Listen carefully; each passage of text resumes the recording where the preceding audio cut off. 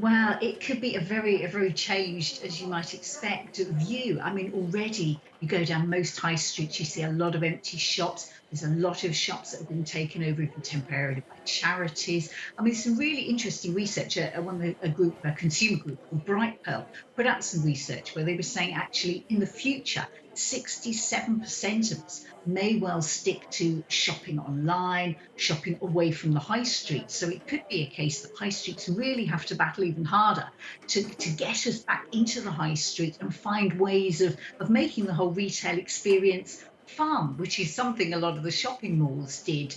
A few years ago by trying to introduce, there was one up in the Metro Centre in Gateshead when it launched a few years ago. They had a fun fair, they had a roller coaster, and all those kind of things to try and make the whole shopping experience fun. And we see cinemas and all these places around the out of town retail malls. But having said that, of course, with lockdown during the pandemic, so many people have realised for the very first time that they can shop online and it's probably a whole lot easier than they thought. So there may be some people who are actually quite hooked on online shopping and may be reticent to return to the high street, even though, of course, there will always be people who prefer to touch the goods, to feel the goods, the whole interaction with people in the shops and haggling for a bargain as well.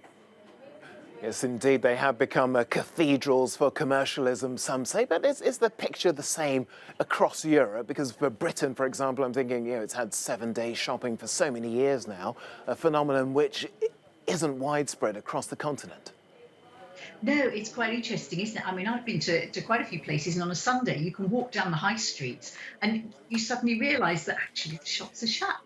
This seems quite unusual when you come from a place, as you say, where the shops are open literally, in some cases with smaller shops almost 24/7, and the high streets 7 days a week. So, it is quite unusual. And I suppose there are people who, when they come to Britain, probably can't quite believe that the shops are open. But having said that, when you head over to America, I mean, I've been to New York several times and the shops are open really late in the evenings, often 10, 11 o'clock at night is not unusual. And that's not necessarily even in the tourist side of town. So, I think the shops, and certainly at the moment over here, we are going to see some of them opening longer hours in the run up to Christmas, purely to try and hopefully get people through the doors and spending their money. But of course, however long you open the shops for, there's an argument to say people have a limited amount of money. And in the current climate, many people are feeling the financial squeeze, which means they have limited amounts to actually spend, however cheap the price is.